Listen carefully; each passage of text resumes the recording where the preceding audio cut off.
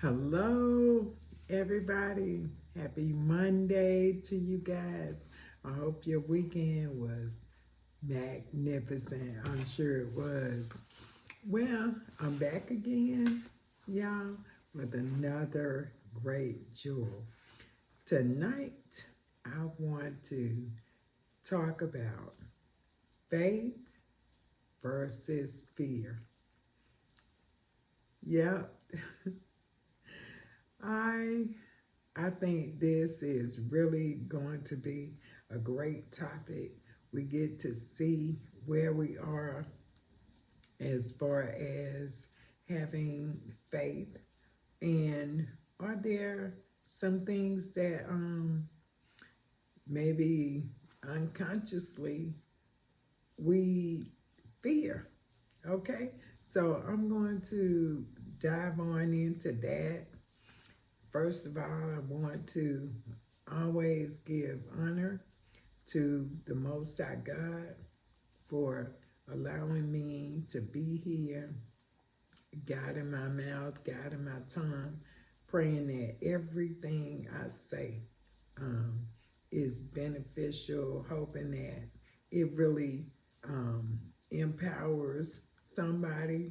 I know it's definitely doing a lot for me.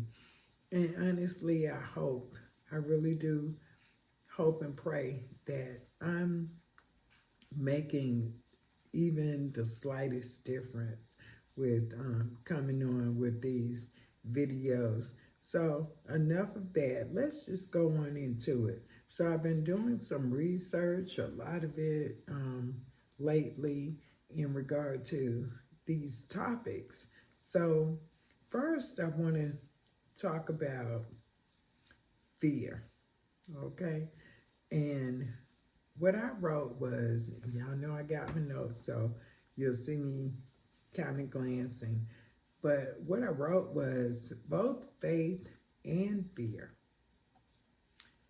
I believe, are predicated on um, what a person believes about a particular thing or, person. First, I want to talk about fear. Let's go ahead and define it. So, first of all, fear is an unpleasant emotion caused by the belief that someone or something is dangerous and likely to cause pain or a threat. Um, Basically, to describe it, they have a twofold meaning for it. If you take the letters fear, FEAR, one description would say, forget everything and run. And the other would say, face everything and rise. Let's try to think about where we are in that process. Would you forget everything and run, or face it and rise? Good question to think about. What I also discovered was fear is among the most powerful of all emotions, because it is an emotion, but it is also a spirit. It is a spirit that we as believers did not receive from God.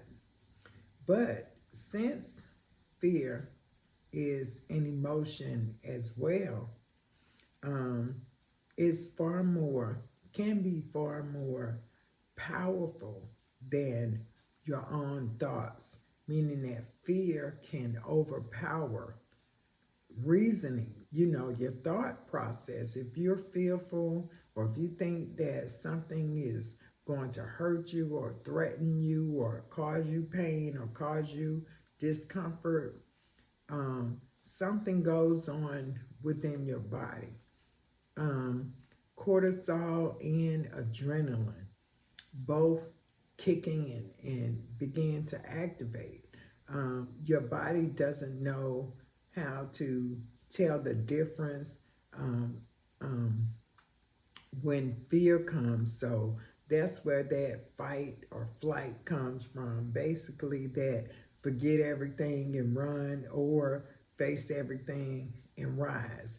Your body is going to kick that adrenaline in, that cortisol is going to kick in, and you're going to do something because your body is giving you that reaction of fear. Okay? Um, it can even overcome even the strongest parts of your own intelligence, right? It can overpower logic, um, you know, reasoning. When you're fearful, it just, it robs you, basically. It holds you back.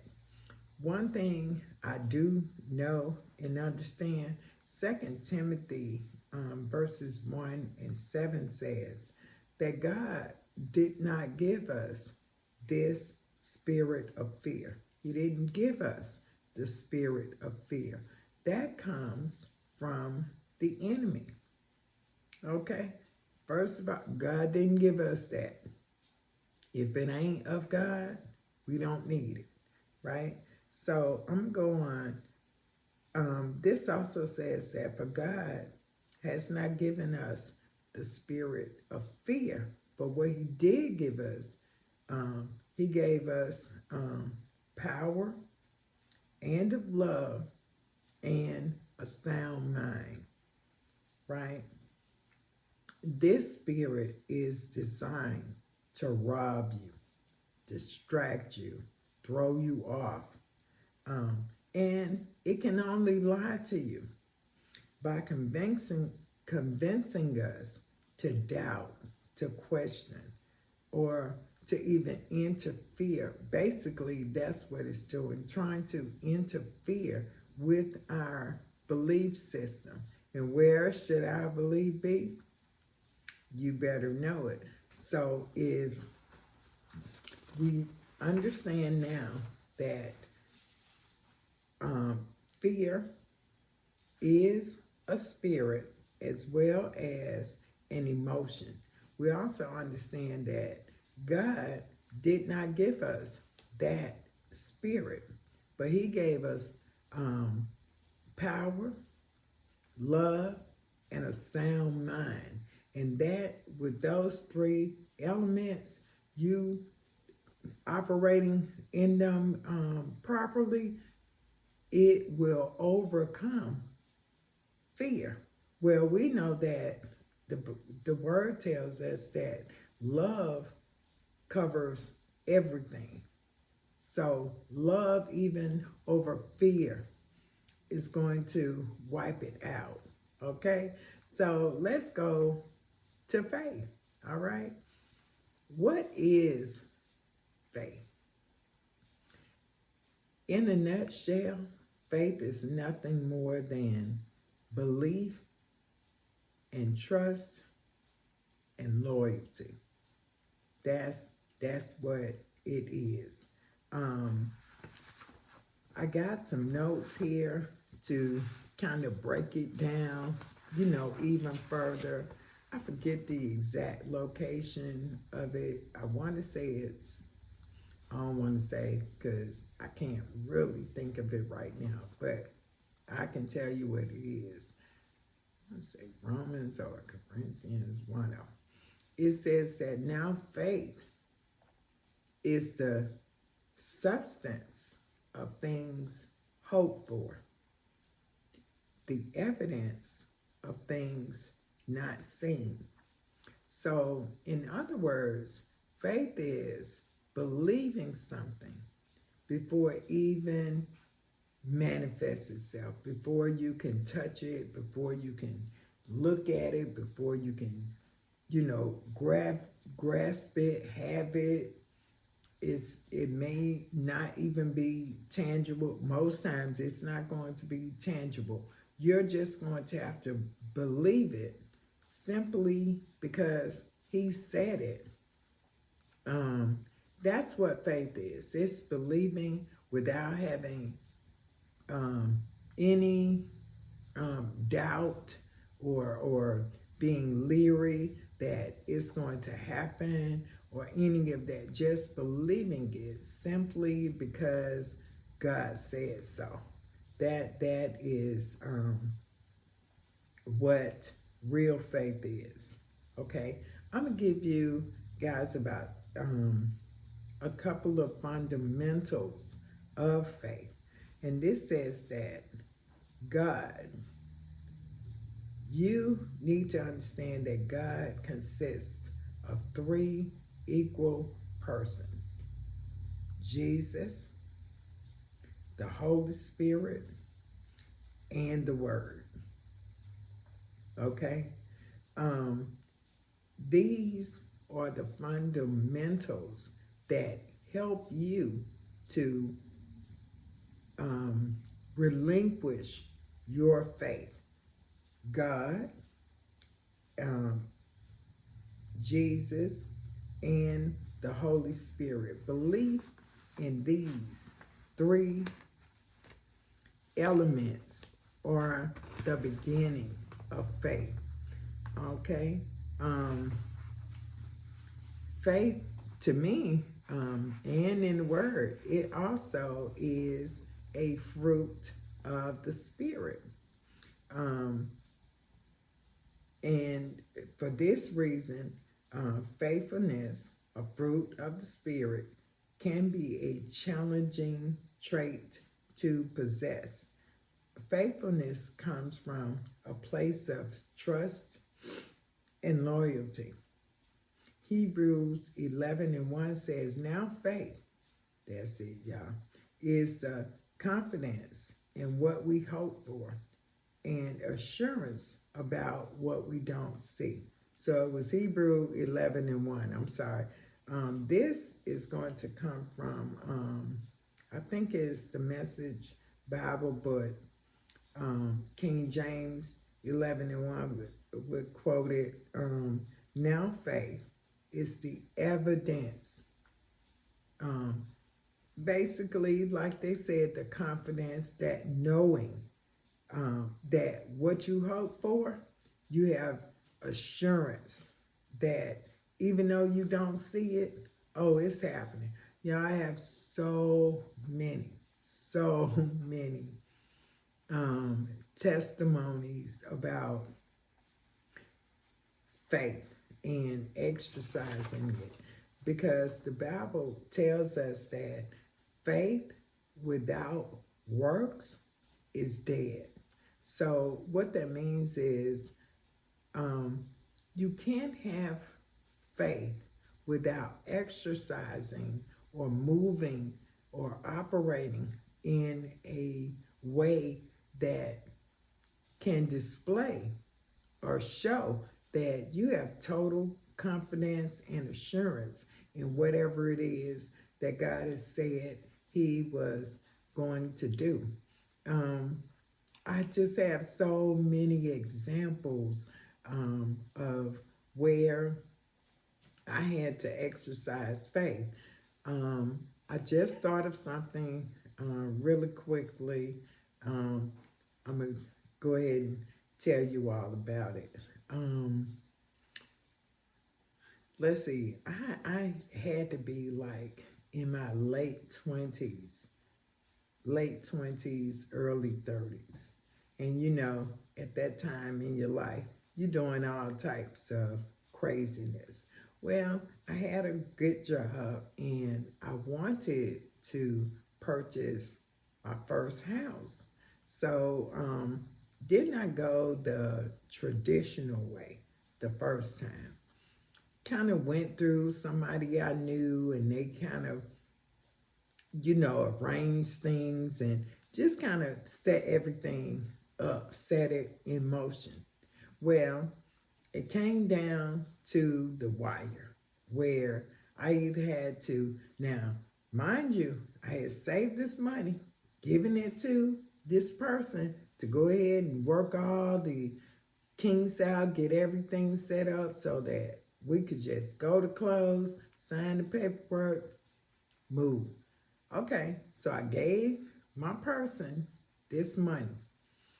Did not hear anything back from these people in months, like a couple of months. So it got down to the wire, like I said. So you know, I'm, I'm, I'm not gonna lie. I was fearful, but I still had faith. And I used to think it was kind of contradictory or, impossible to have faith and still fear at the same time. But I did it. So I know that it's possible to have faith, yet still fear some outcomes.